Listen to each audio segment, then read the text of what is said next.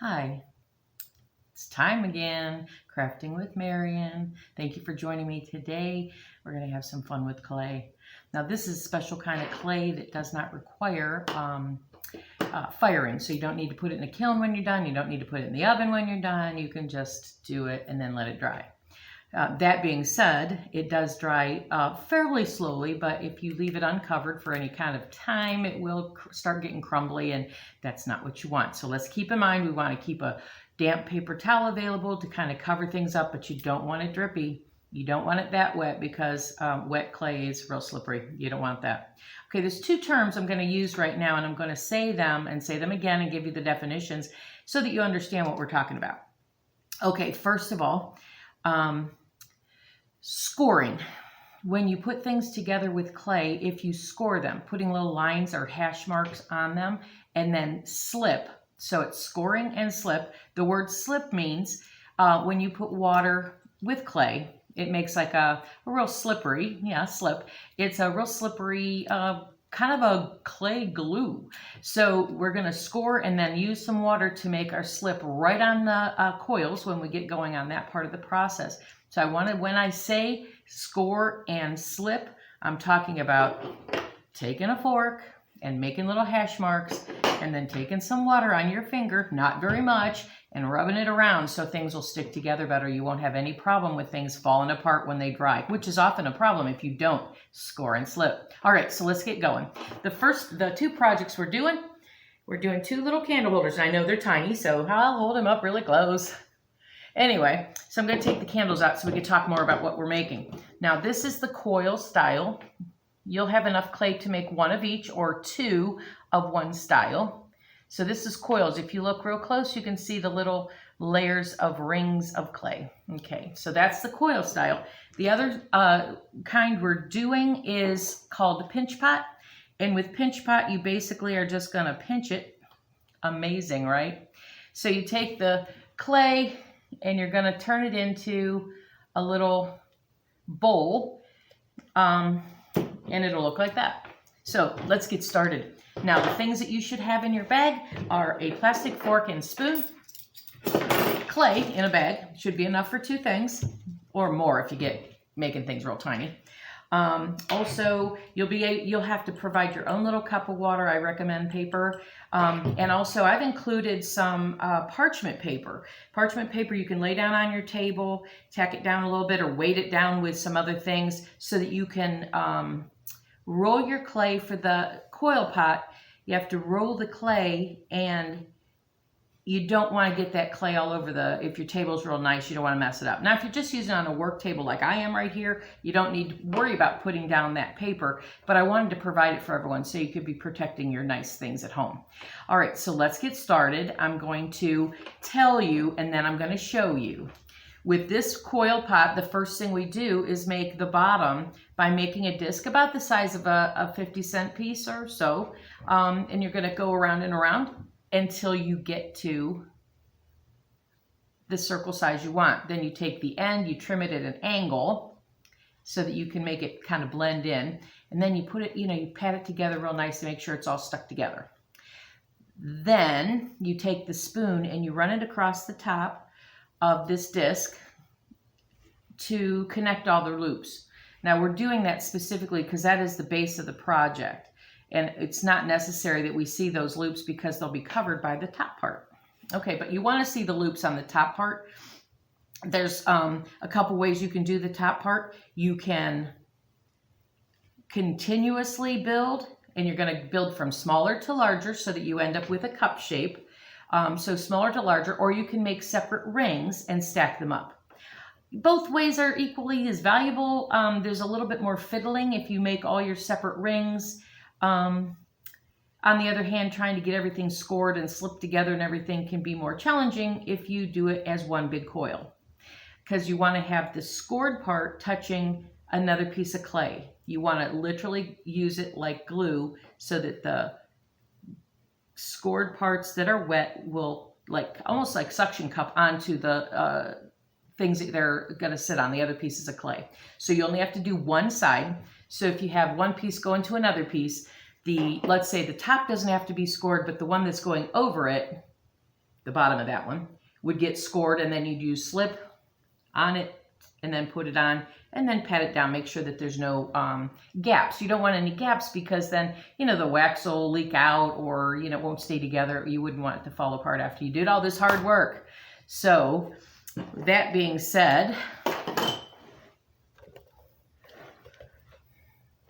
I'm going to show you how to roll the clay into the appropriate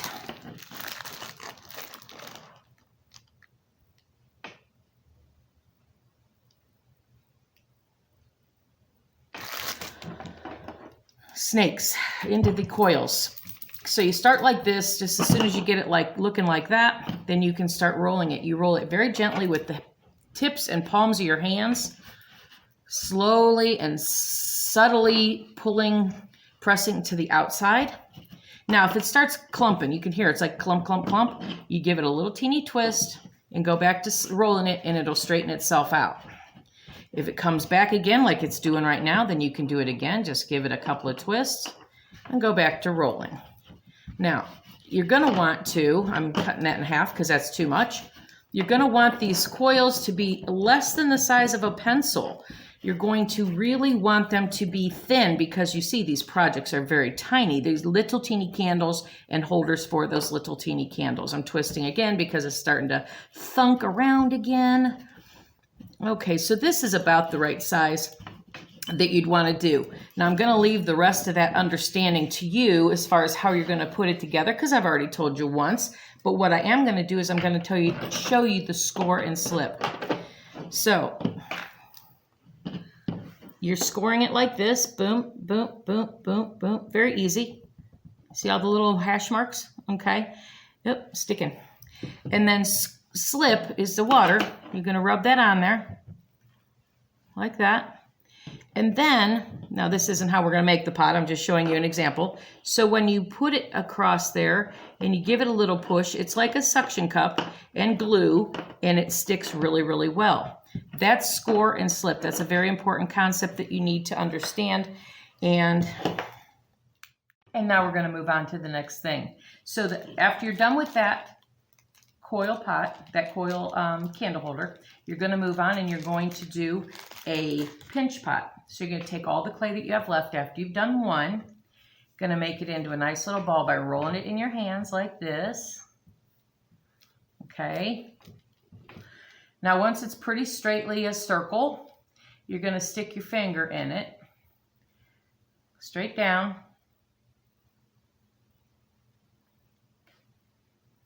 Not all the way to the bottom because you got to have, you know, a bottom to it.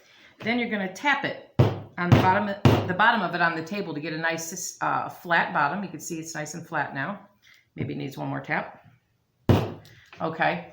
Now the rest of it is all pinching. So it's a pinch pot. So you're just going to take this and you're going to take it up, straight up because you want it to be a pot, first of all.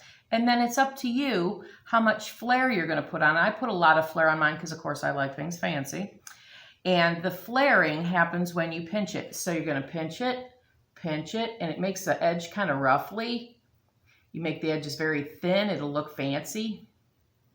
Can you see what I'm doing there? Am I being clear? So it's a pinch pot. Basically, that's the bulk of it.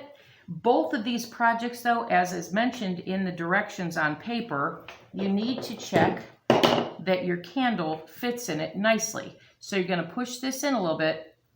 I may have made it a little too big. I did better at home. So you're going to push that in the bottom to make sure that the hole is just the candle size. I don't know if you can see that. That would be how you're going to get a perfect little candle holder that fits. When you're doing the coils, it's the same thing. You put the candle in there and you build around it so that you know that it's the right size. Do not let them dry with the candles in them though, because that won't work out. Okay, so we're going to go back to now that we've done the pinch pot completely, I mean, that's pretty much the whole project. I'm going to talk a little bit more about the coil pot candle holder. You make a 50-cent piece size circle with the coils on the bottom. And as I mentioned before, you're going to smooth that out so that it's kind of one solid piece. You'll still see the coils from the bottom, but not from the top. You want that to be good and solid since it's the base for the other parts of it. Then you're going to wrap it around the candle loosely.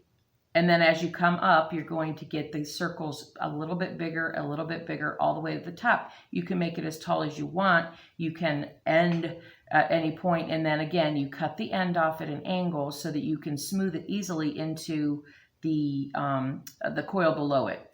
Don't forget, you need to keep your clay damp at all times by keeping anything that you're not currently using covered in plastic or in underneath a damp paper towel. You will be able to paint it. I forgot about that. You'll also get, along with forks and spoons and whatnot, you'll also get a pot of paint. You can choose whatever color. I, of course, used purple because I thought that would look cool with the white candles. But you can choose any one color that you want for your pots. Now, you can choose to do both of them in the pinch pot style, both of them in the coil style, or make one of each, which was my original plan. But if you want them to match, then you should get both of them to be the same. Though if you paint them the same color, they will still match. All right, so I will thank you very much for coming.